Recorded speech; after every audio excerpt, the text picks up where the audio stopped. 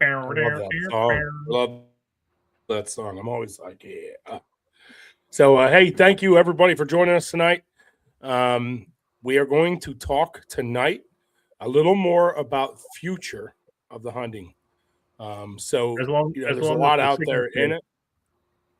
Yeah, as long as the wind doesn't kick us off, that is the goal. Jim was on from the Chubby Buck, and he's having some technical difficulties. I don't know if he's going to try to get on. He said he was. He also said maybe it ain't worth trying to get on at one point. So let me introduce to you guys tonight Harold Dobb. So, Harold, you want to tell us a little bit about yourself? Sure. I'm a baby boomer from Halifax, Pennsylvania. I actually like to tell people I was actually on my first deer hunt 7 months before I was born. My mom shot a buck with me in her belly. So been doing this hunting thing for a long time. I love it. It truly is a passion.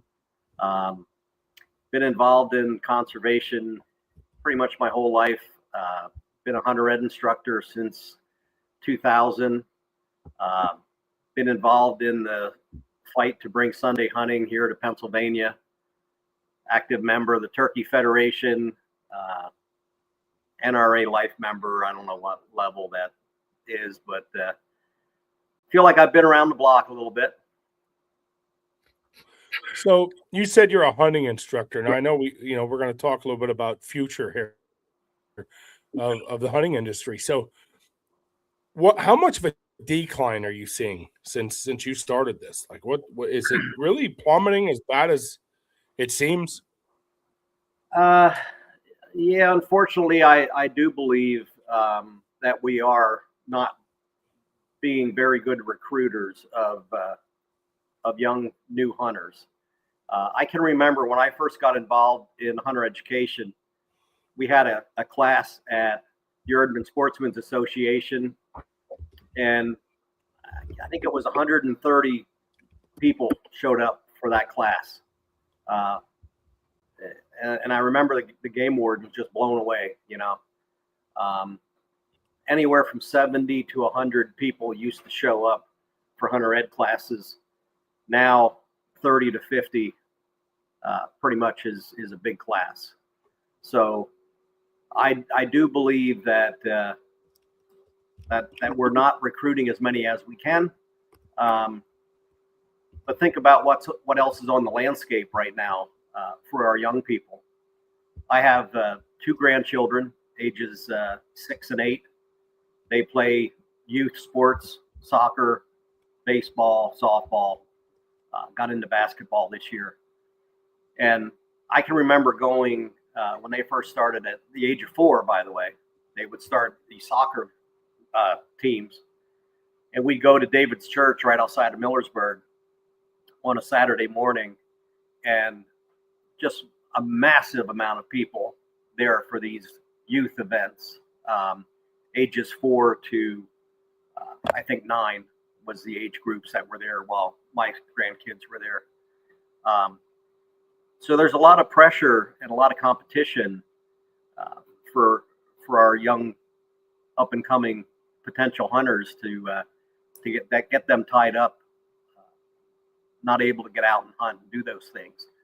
And I think the Game Commission's doing a decent job of offering hunter ed classes online, trying to break down those barriers that would stop people from getting into hunting. You can come and attend in person, or you can, do it online. But it's just, I think where we really made a big mistake, guys, was years ago not having Sunday hunting. we lost a lot of the teaching class that were the kids that came from my generation. And I don't know the names of all these Gen Zs and Gen Xs and this one and that one. But, when I grew up, I started hunting in 1973. You didn't ask people, hey, do you hunt? You asked them, did you get your buck? Right. And, nowadays, you start off a conversation with, hey, do you hunt?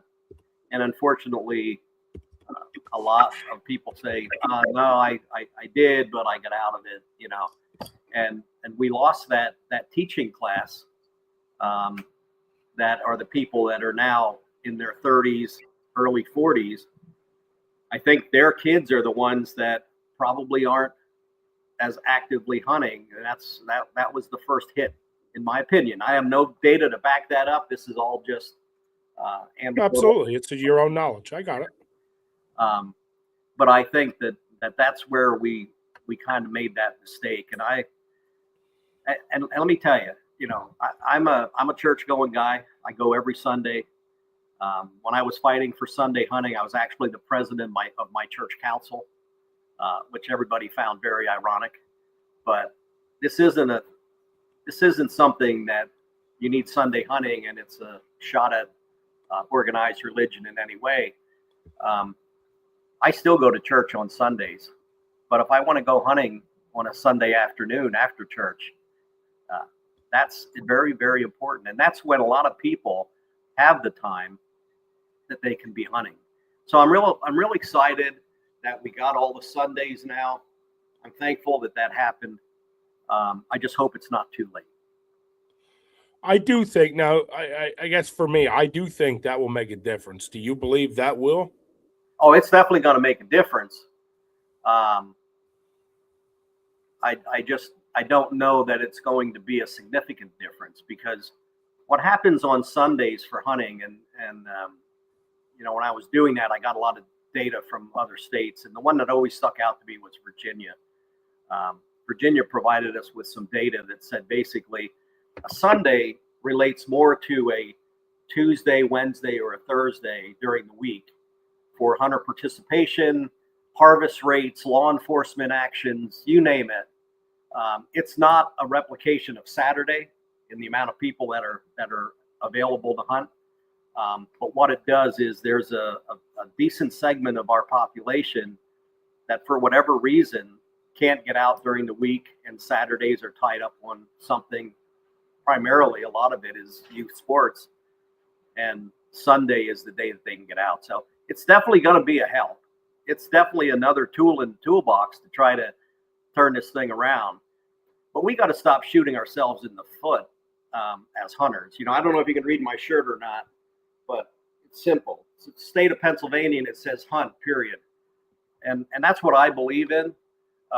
We shouldn't be putting gates up that are accusing people that use crossbows of cheating. Mm-hmm.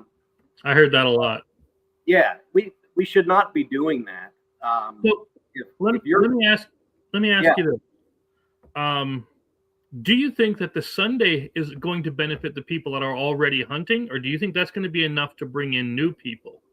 Oh, it'll be enough to bring in new people.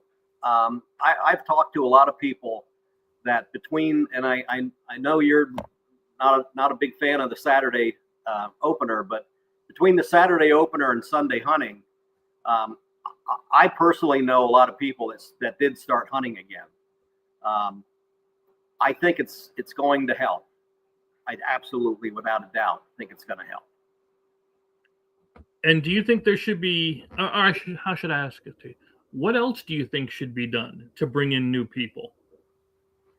I'll be honest with you. My opinion of why a lot of people don't hunt anymore, and you got to, whether you're a hardcore deer hunter or not, you got to understand pretty much nationwide, and particularly here in Pennsylvania, the white-tailed deer is the straw that stirs the drink of conservation and getting people excited about hunting. And I know a lot of people that don't hunt because they say, I don't really want to shoot a deer anymore because to get it out there and to have it butchered costs too much money. I can get beef for the same price. There's CWD in some areas now. I'm not sure I want to even mess with that. Those kinds of things. I think if we want to get more people hunting, we're going to have to crack the code a little bit of finding a way to get deer processors back into coming into business instead of going out of business. Yeah. And quite frankly, I floated the idea to some friends that hopefully will pass it on to the right folks and have those conversations. But I'd love to see the Pennsylvania Game Commission subsidize deer processing in some way, even if it's $20, and there's ways that they can do that, but try to cut down on when the people that don't know even how to skin a deer, let alone butcher a deer. That's a big barrier. They don't want to go out and shoot a deer, and then what are they going to do with it? Right. I mean, I enjoy butchering myself, not butchering me. I don't cut myself up, but right. I mean, I enjoy butchering. But Ben just sent me a message. He lost power.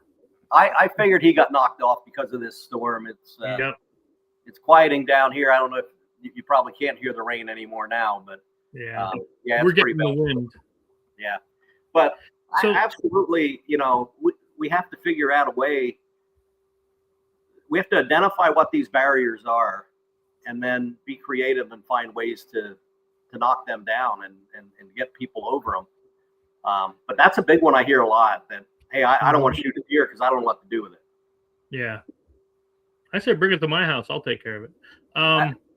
When you mentor somebody, we had a new hunter and his son show up at our camp this year, and I told him, I said, shoot a deer. I'll teach you how to skin it. I'll teach you how to break it down. Cut the meat up. I don't make my own product. I do take that to a friend who he's a professional butcher and does a great job.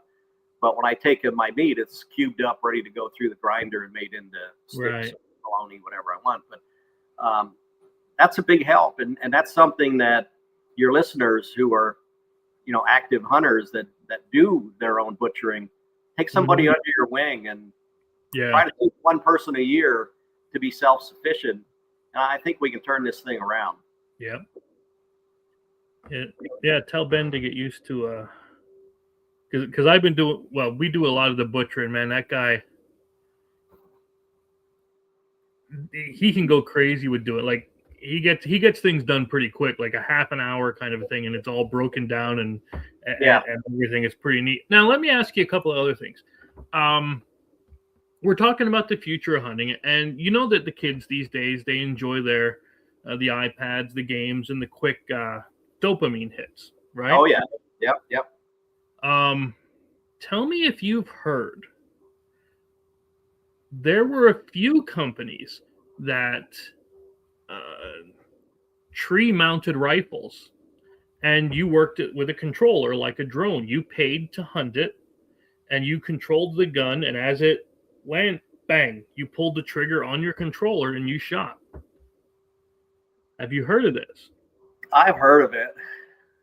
I haven't seen any evidence that it's something that's really prevalent. That I don't know anybody that personally has done it. And hunt, period. Yep. I'm not so sure I'm into that concept of not being present when the shot goes off, to be able to watch everything that happens after the shot, how that deer or that game reacted to that shot. And like, I'm not sure what enjoyment I would necessarily get from some scenario like that. Any better than just shooting at a video game. I think I'd probably stick to video games than I could see it. I could see it in a couple of instances. A couple of years ago, 2 years back, I was walking through up on the trail, and there was a gentleman who came by in one of those hover round, the motorized scooters. Yeah. And he had an oxygen tank and a rifle on his lap.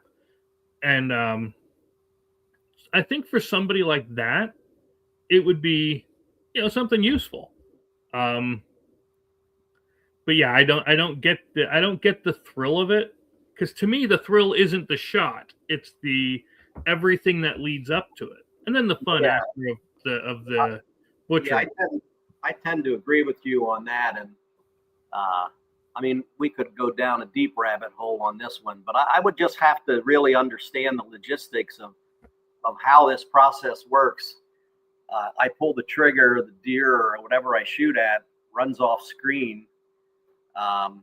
Yep. Heck, I know people, and I'm sure you've experienced this yourself. You shoot at a deer out of a tree stand and you crawl down yourself Yep. and go to where you shot at that deer. You can be 20 yards away from where you'd swear that deer was standing when you shot at it. Mm-hmm.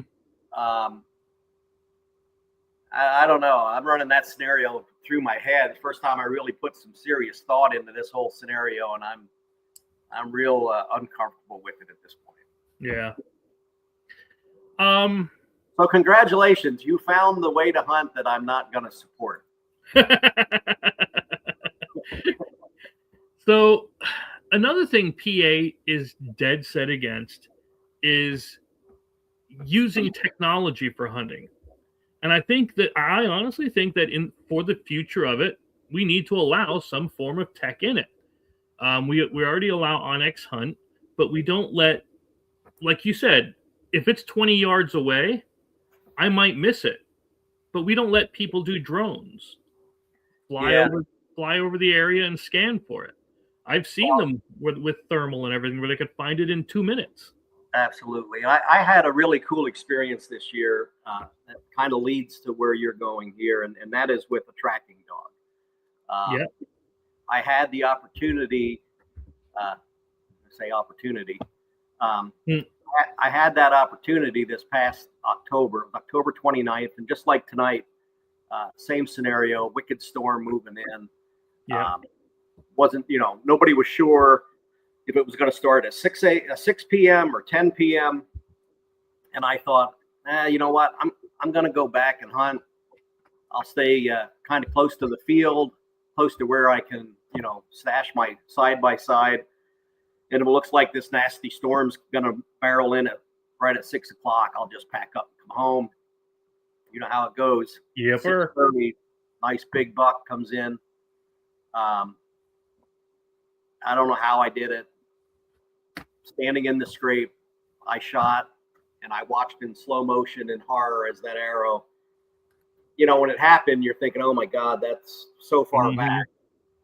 Fortunately, I did catch liver, and long story short, I did recover the deer, no problem, the next morning. But that deer ran out into a pretty large field and just stood there until it got pitch black. And I had no idea if that thing went north, south, or west. And I called Jordan Hubler up, a friend of mine that has one of these blood tracking dogs. I don't know the name of the breed. It was just a tiny little dog. Yeah. And we debated, are we going to go after it? And because of that rain, and it started to rain about 8 o'clock. About 8:30, we went out and put the dog on it. And we located what we thought was that buck. And that's all I needed to know was where did it go after I, couldn't see it anymore in the field. And the next morning, then I was able to recover it. And that's relatively new. Yeah. A new thing that we can do here in Pennsylvania, and would have I recovered that deer without the ability to use the dog? I would have recovered it. I don't know if I would have recovered it in time to be able to use the meat, So I was real happy with that. Using drones after the fact that the deer has been hit, and you're only using the drone to see if you can find the deer bedded or laying. I honestly don't see the problem with that, and I would expect that sometime in the near future that'll be legal in Pennsylvania. I would hope so. I know people are saying they can use them to poach, or they can use them for the poachers are going to poach anyway, no matter what laws we tell them. It's as simple as that. I was real active back in 2015 when the Unified Sportsmen of Pennsylvania took the the tags away from our youth for our mentored youth hunting, because they made up a story about, adults using the kids' tag and adults really the one shooting the deer and all that. It was a made up story. And the reality is, if somebody's going to do that, they're going to use somebody else's tag to get that second deer or multiple deer. Yeah. That's why we have law enforcement. Let them do their jobs and do it. But I mean, let's face it, we have cell cameras right now snapping a picture and sending it to your cell phone, letting you know in advance the deer's coming up the trail you're on. I believe it's Idaho just outlawed cell cameras during hunting season. Huh. Is Pennsylvania going to do that? I would hope. I would hope not. But that technology you mentioned about shooting from basically from your camp or from your house, that's a little extreme, I think. Yeah. And people are talking about putting guns on drones, and I can get that. Oh, there he is. Hey, buddy. I'm sorry, guys. I lost all my power. My garage, my house, everything's down. I'm in my truck, so I can charge my phone. I'm at 3%. Hey, that's dedication, buddy. I was like, I guess we're on to start the truck. Now I got the generator running. So I apologize. Well, welcome back. And again, man, that beard's looking good, dude. You like that? I do. I need the keys. Why? Because the stupid candles don't have a lighter. Haley has it locked in her room. Lord. Dude. All right. Oh, honey. Dude, my kids. There. I'm going to tell you, they can't survive without me. They're all doomed.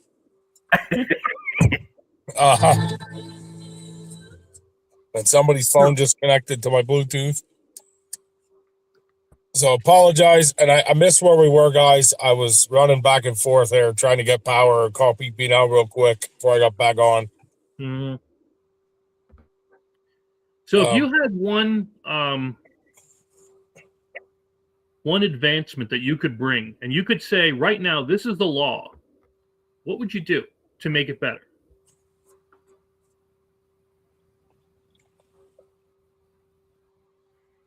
Right? Yeah. Blame Jim. Yeah, we could blame Jim. I mean, that's a given. That's like a gimme. Yeah. I think about things that have been done, and especially, I just mentioned the 2015 shot that Unified took against our youth when they took the tags. Other than that setback, when I look at the Game Commission and the Board of Commissioners that we've had there last 10, 15 years, I really believe they're doing everything they possibly can to promote hunting and hunting opportunities in Pennsylvania and removing the barriers that they see in them, and they just took a step here to reinstate those youngest tags. It's coming up for the ultimate final approval here in April. And I know that the kids at least over 5 are going to get their tags back, which is good. I mean, at the age of 5 is when kids really start getting, the youngest of the kids really start getting into being able to hunt. And, with the advent of crossbows and TSS shot, I started using a 410 last year for turkeys, and it's unbelievably lethal with very low recoil and very low sound. We got a lot of opportunity. What we have to do is we have to be able to get these kids with somebody that can teach them what hunting is about. And I know there's a lot of effort out there in trying to get certified mentors started, so that if mom or dad or grandma or grandpa see a kid that they're showing interest in hunting, but nobody else in the family really hunts, that they can get them hooked up with somebody that, number one, is a safe partner and is going to teach what needs to be taught, So do you think Game Commission should have like a dedicated group that of instructors that's what they do. And then they have a, I don't want to say a ranch, but like a fenced in area where they can teach these kids how to go out and hunt and how to go out and do this. This way they're learning with this trained professional at the Game Commission. And it's going into a controlled environment where they don't have to worry about any of the dangers of the outside. Yeah. Well, they're actually doing that. I don't know if you guys are aware of the mentored hunts that happen down like in the Hines Wildlife area in Philadelphia. Are you familiar with that? No. No. That's a really cool program, and it's primarily hunter education instructors that are the mentors. But they actually take, from what I saw, I'm scheduled to be down there and do it, and then something always comes up. But it's mainly adults that get into this program, and they go out into the Hines Wildlife area. They're set up with crossbows. They're practicing with crossbows prior to going out. The success rate's pretty high because obviously the park's probably overloaded with deer. Mm-hmm. And they actually take that program.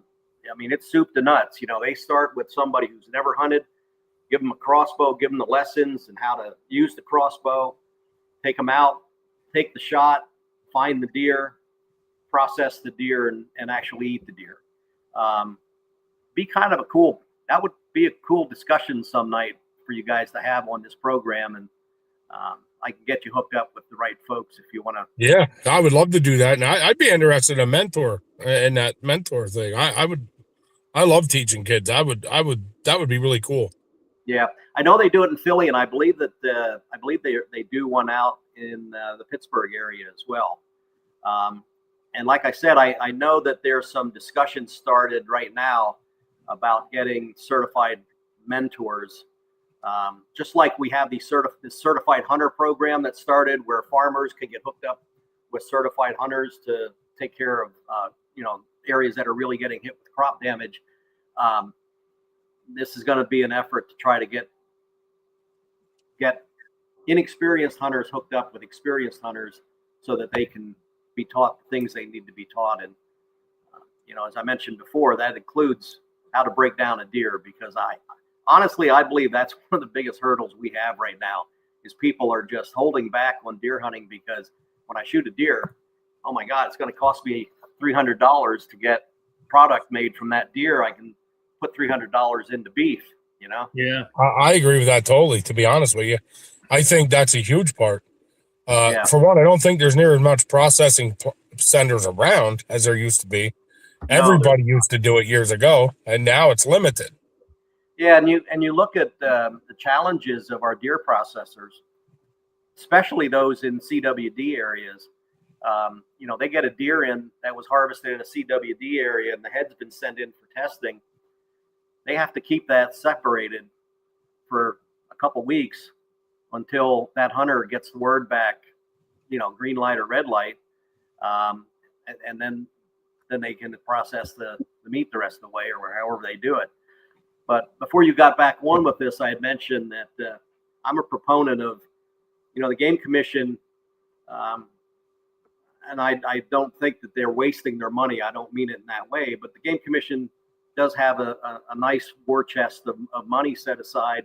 I'd love to see them do some kind of a program that supplements the deer processors. Let them turn in a report at the end of the year that says, I processed 300 deer, and cut them a check for $20 times 300 and have that $20 taken off the bill at the time the deer is processed. Engage with our processors and find out what it's going to take to bring back, because I know just off the top of my head, I know 3 or 4 in my area that quit doing it. Another one that told me this year he's only going to take deer that's already cubed up. They're not going to skin deer. They're not going to break it down. And well, let me tell you, the conversation back when they were talking about going to the Saturday before Thanksgiving, that would have been a big hit to our processors. And I hope the Game Commission takes the time to talk to our processing community before they bring that conversation up again, because they are not in favor of it. Why is that a hit to the processors? Do it starting before Thanksgiving. Typically, that's the week where they catch up on everything that was harvested during the archery season. And they like having Thanksgiving with their family without it being interrupted. Their fear was if that had gone through, you'd have guys out hunting Saturday, Sunday, Monday. They'd be driving home Tuesday, and Wednesday, Thursday, they'd be bringing deer into their processing shops, wanting to drop it off and order their meat and do those things. And that would have interfered with their family Thanksgiving. Yeah. Well, I mean, no, I don't agree with that. Everybody's closed. Everybody's closed on Thanksgiving anyway, so that's not going to affect that day. Well, if guys like you and I that cut our own deer up, we really don't see what that whole scenario is like when the folks that have killed deer are desperate, especially if it's a little warm out, and they're desperate to get it to a processor who has a cooler that they can hang that meat in. Mm-hmm. They can get kind of aggressive about it, whether you have a close sign in your window or not. It's going to be disruptive. There's no two ways about it. And the processors that I had talked to when that conversation first started a week before the meeting back in January, they were not very thrilled with that idea. But we can't lose processors. We've lost too many now. Well, I don't think the need to eat. I think people eating deer meat has taken a plummet as well. Well, when we used to survive off of that when we were kids. Like I still do. But. Yeah, but now you throw CWD in the mix. I know a lot of people are like, I don't know if I want to eat that. I got to be honest with you, because I am who I am. I don't believe in that CWD bullshit. If you put a bait pile down or they eat off a cob, they're still getting the same germs. Yeah. I will tell you this. My mother died of CJD. I don't know if you're familiar with that. That's basically a human form of a prion disease, like what CWD is. So unfortunately, back in 2015, I took an interest in prion disease more so than I ever thought I would, because I want to understand what happened to my mom. And it is a nasty, nasty disease. Those prions that cause it are pretty much indestructible. But I've been on a journey on CWD that I think there's more and more to be learned every day. And I hope that the Game Commission and the CWD team is paying very close attention to the discussions that are going on right now about the genetics of resistance to CWD or not being resistant to CWD, because I think there's some things that we don't know, and we want to follow the science. And that science following can be a dangerous thing. You can go one way that you like, science telling you something you like, but then you got to be prepared to follow science in the direction maybe you weren't hoping for. And I'm just not sure that I believe that across the nation, CWD is being understood as much as it's going to be in the near future, and the adjustments need to be made based on what science is telling us. Yeah, I understand that. I'd love to learn more about it. I won't lie to you, just because I guess I don't understand with just some of the beliefs in it. Like I said, I don't see a difference from a corn pile to a corn cob. The deer are going to eat off the same thing regardless. So I would love to learn more about that, but I'm actually going to throw a little bit of a twister at you. So with a lot of the older gentlemen that I work with, something that's been brought up for the future, I always ask people, what do you think would make it better? So a couple of things they said to me, which it blows my mind, but I'm going to throw it out there, is one is raising hunting licenses and doing standard tags across the board.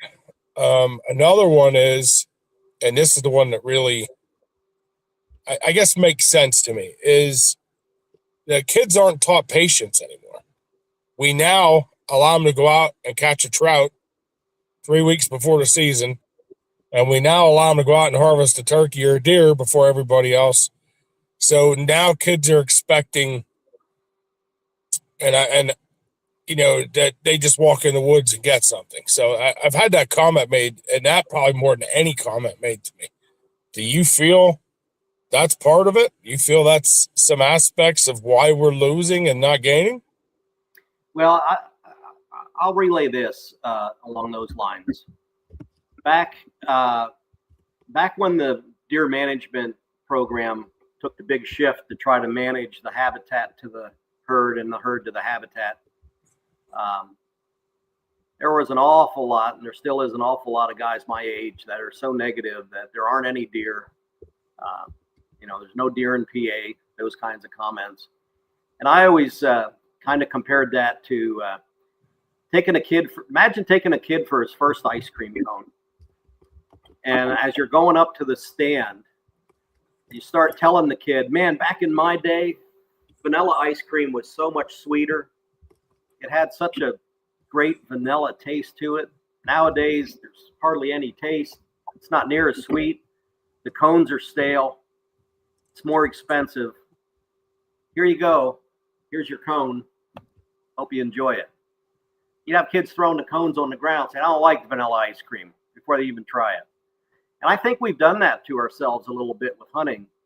Not taking people under our wings with the right positive attitude, and teaching people, pulling the trigger is just part of the hunt, but it's not the most important part of the hunt. The best turkey hunt I've ever been on, I took an 80-year-old guy out turkey hunting. It was his farm. He had never turkey hunted. And that end of that day, walking back to his farmhouse, he said to me, man, Dauber, I didn't know turkeys gobbled like that. He said, I'd tap on my mailbox and make them gobble in the morning, but that strutting and gobbling, we had one playing with us for, oh my gosh, it was an awesome hunt. Never got a chance to pull the trigger on that bird. But that's what hunting is, I think we need to do a better job of teaching our kids what being out in nature is all about and enjoying seeing a walking stick on a spring day. Nowadays we spend so much time, we're complaining about too many predators of this kind or that kind, or the game commission, bringing fishers back and they're killing everything. And kids hear that negative stuff all the time. And I think it's hard to keep them excited, and they're very impressionable. Are they impatient? Hell yeah, we were too as kids. Yeah, absolutely. I have no doubt about that.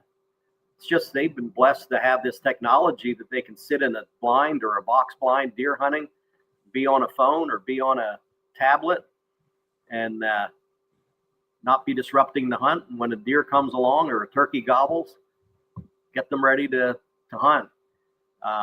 Do what you can. And when you take a kid hunting, I always believe that they're the boss. You get out of bed at 5 o'clock in the morning or 4 o'clock in the morning and you go turkey hunting, and the kid 30 minutes into the hunt says, I want to go home. Keep a friendly face and smile and take that kid home and take them to breakfast or do whatever. You guys dog owners? Yeah. And I see you out, pheasant hunting. You got to, when you're training a pup, what do? You keep it short and keep it fun. That's what we got to do. As far as having a farm, a ranch where people can go out and shoot something to teach them to hunt, I don't know if I'm into that idea.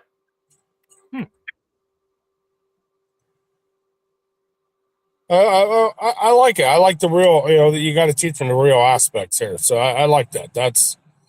I do think patience is one of the things that need taught. Yeah, I don't know how to do that other than keep them in the woods. Yeah, that's it. And when the opportunity presents itself, get them ready and hopefully coach them to a successful harvest. I mean, harvesting something is awesome. That's the ultimate. Don't let me. I'm not going to sugarcoat it and say, oh, I don't care if I never shoot anything again. I leave every morning with the expectation I'm going to be bringing something home. I ain't going to lie. But if I don't, there's other things that make hunts memorable, and that's what we have to build on. Right. So let me ask you this. Do you think since video games came so big into the picture, do you think that took any effect in losing our youth? No. Cell phones and all this. I mean, now you can just take a cell phone with you anywhere and play a game. Yeah. I would say I would use it to my advantage if I was a mentor. Come on out with me and sit here beside me. I'll put your earplugs in. You play the game. I'll keep you in the game. When I see something that's cool to see, whether it's some other game animal coming by or something cool that's happening, unplug them from the technology and introduce them to it. Next time you take them out, maybe they wouldn't be on technology quite so much.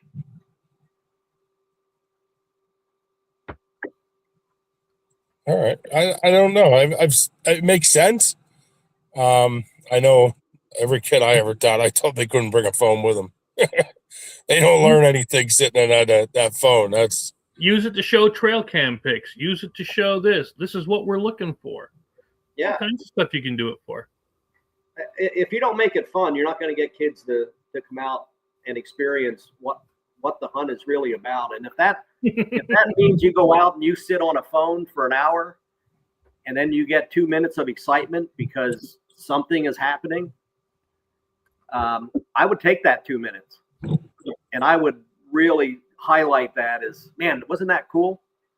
You know, right. You gotta stay alert when you're in the woods, and this is what you're looking for. Teaching them deer sign and deer trails and how you would set up with wind. I mean, all of those things could make that so interesting.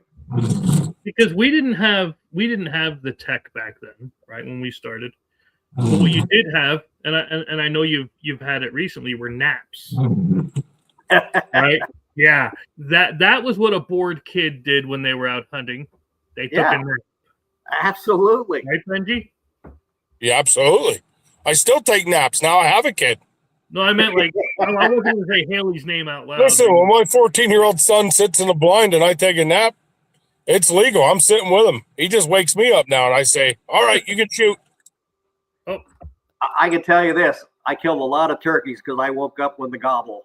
yeah. You know? That's I part can of being tell you, out the there. older I get, the more I do it. I catch myself doing it often. Well, that's why you pull the Absolutely. blind. And guys, that's what I'm talking about. Like, you don't have to be this hardcore on pins and needles every second of the hunt when you're out there. Enjoy it. Let it slow down a little bit and make it fun. Make it fun for whoever you're hunting with. Yeah, no, I do agree with that. I know this year we took a young kid rabbit hunting for the first time, and he hunted with us a lot this season. He's 12, and every time I'd shoot at a rabbit and then make it up over the hill to him, I'd yell, "I'm not crippling anymore for you. You're gonna have to start shooting them on your own soon." And I'll tell you what, he loved that. He loved that I joked with him and had fun with him, and he really enjoyed that. I mean, I can honestly tell you, his dad told me numerous times that he loves hunting with you. You make it fun. And you know what? You're doing the right thing, in my opinion, taking them out small game hunting. When we started back in 2016, 2017, with the push that brought the 3 days of Sunday hunting, my message then was, I don't care about deer hunting. Leave deer out of this. And the thought process I had there was, get all of us out of our deer stands, which let's face it, it can get damn boring when you're sitting there from dawn to just about dusk until finally a deer comes by and you have 90 seconds of heart-pounding excitement. But let's get the kids out squirrel hunting, pheasant hunting, rabbit hunting on those Sundays. And then ultimately what happened was we ended up getting some politicians that said, well, let's make those first couple Sundays, one in archery deer season, one in rifle deer season, and the Game Commission picked their Sunday to be bear season. Probably the opposite of what I was actually hoping for, but it all got us to where we needed to be. But hunting for small game, it's more action, it's more excitement, more interesting things going on. But if you're out deer hunting or turkey hunting, and you need to do things to keep that kid happy to be out there, I'm an advocate for doing them. All Yeah, I right, agree. well, we've hit our time. So I'm going to say one last thing you want to leave the people with. Hunt. Just do it legally. And I'm not even going to talk ethics, because the three of us on this show, my ethics and your ethics, Ben's ethics, they can all be different. But the laws and regulations say this is what we can do to be legally hunting. We can use crossbows. We can use inlines in October. We can use flintlocks anytime rifle season is in, but we have a flintlock season at the end of the hunting season, in December. Whatever's legal by law and regulation, let's support each other on that. This infighting and picking on the people that start out with crossbows, it needs to stop. I always compare that to you start out. How many of us started out fishing with a Zebco push button reel? Yep. And some of us end up moving all the way to being a fly fisherman. Some of us go to a bait caster, and some of us move up to a spinning reel. And some of us may stay with a push button Zebco. Mm-hmm. But we're all fishermen. And I've loaned crossbows to people, got them involved in archery hunting in a great time of the year to be out. Next thing you know, they're buying a compound bow and, loving that. Let's just support each other, invite everybody to come out and try the great outdoors with us. Mm-hmm. And make it fun. Safety number one and fun 1A. Ben, you're not wrong for having that Barbie fishing rod. Thank God, dude. I love that rod. Okay. That's my go-to rod. I could tell. Harold, listen, it'd be great to have you join us again. I'd like to learn a lot more on CWD. Sure. And there's a couple other things out there. So I would love to have you again. I apologize for the interruption. I knew it was going to happen. My house always loses power in the wind. Yeah. Hey, no sweat, guys. I enjoyed being on your show, and I appreciate you having me on as a guest. I could sit and talk hunting and fishing 24 hours a day. Same. That's why we do this. Literally, my friends. So thank you very much for your time. And again, I'd love to have you again. Let's talk some more, come up with some topics, and I apologize, but everybody watching tonight, thank you very much. And God bless all you. Have a great night.